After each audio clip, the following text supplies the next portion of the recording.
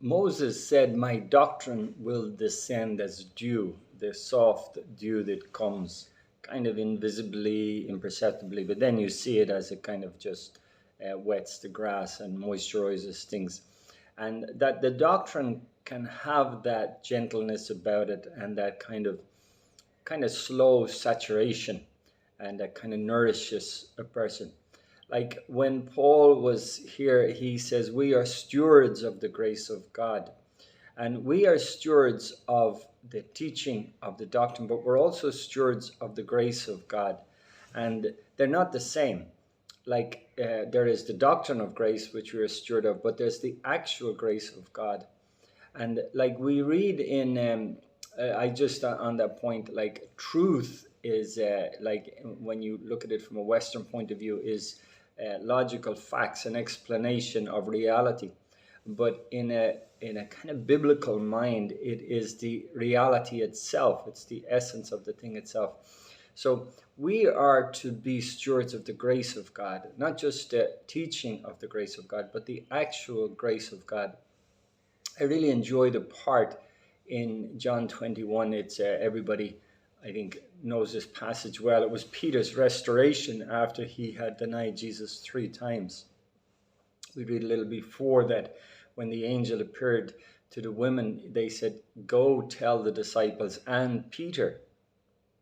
They made this point to tell Peter because they knew that Peter was hurting. He was wept bitterly, but he really felt that maybe I'm done for, maybe I'm finished, maybe it's game over, and he is in that kind of state.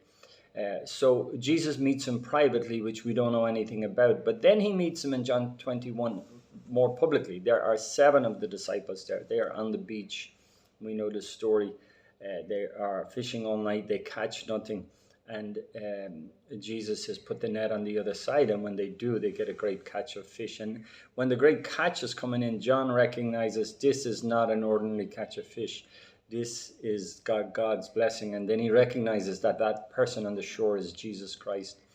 And so Peter runs to the shore. Jesus says, "Do you love me?" He says, "You know I do." "Do you love me, Peter? Feed my sheep. Do you love me, Peter? Feed my lambs. Do you love me, Peter? Feed my sheep." And in a way, Peter does not now have the opportunity to express his love to Jesus again as he once did, because Jesus will ascend to heaven soon. And now Peter wants the opportunity to show the love and that he has really, changed. And but he won't have that. So what Jesus is saying, I want you to show your love for me too by loving my sheep, by feeding my sheep, by feeding my lambs. And Peter is given that. But the wonderful part of this is one of the attributes of Peter is that he was proud. When you read through the Gospels, many stories, now he is forthright, he is good, but there are many expressions and the stories you'll see there was a very proud element of it in him. And it was his denial of Jesus 3 times that broke Peter. And actually, the particular denial Jesus had told him would happen. And he told him in the context that Jesus says, "This night all of you will flee from me." And Peter says, "They all may flee, but I won't flee. I will die for you." And Jesus says, "Peter, you'll deny me 3 times before the cock crows twice." Is that how it is? The cock crows twice. And Peter's, adamant, "No, I will die for you." And the others also very adamant that they won't deny him. But Peter's particular phrase is, "Though all of these will deny you, I won't." He felt he was better than the others. He felt he was above all the others. And this incident really broke Peter. And it brought a humility into Peter that never left him.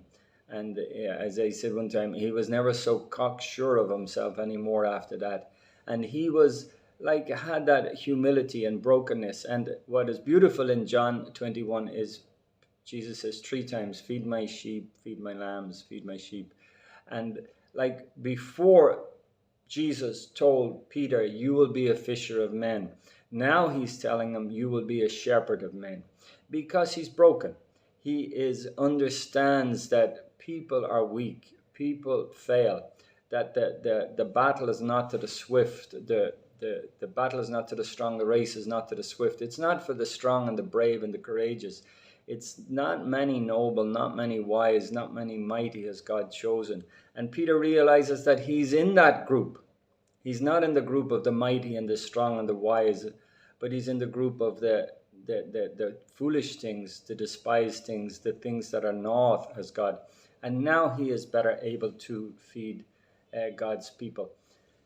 And that part of John 21 as we finish is just before Acts, obviously, and the expansion of the church, both its growth in numbers and then its expansion around the world through Peter first, who really is the one who barges forward in those first 10 chapters, really breaking the church ground, new ground, as the wonderful leader that he was. And then Paul, of course, taking it out into the Gentile world. But the spirit that it was to be carried in is in John 21. The gospel ends with John 21. Now we know the order of the books is generally considered not to be inspirational, but it does seem we can take lessons from it, and we do know this is one of the last incidences.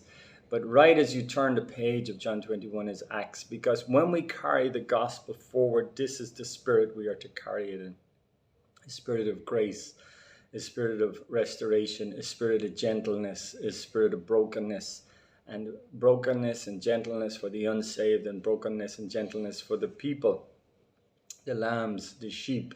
My doctrine will descend as dew. There has to be a gentleness, and there has to be a humility and a brokenness in those who are going to feed the sheep and the lambs, and to do this. So we thank God we are stewards of the grace of God.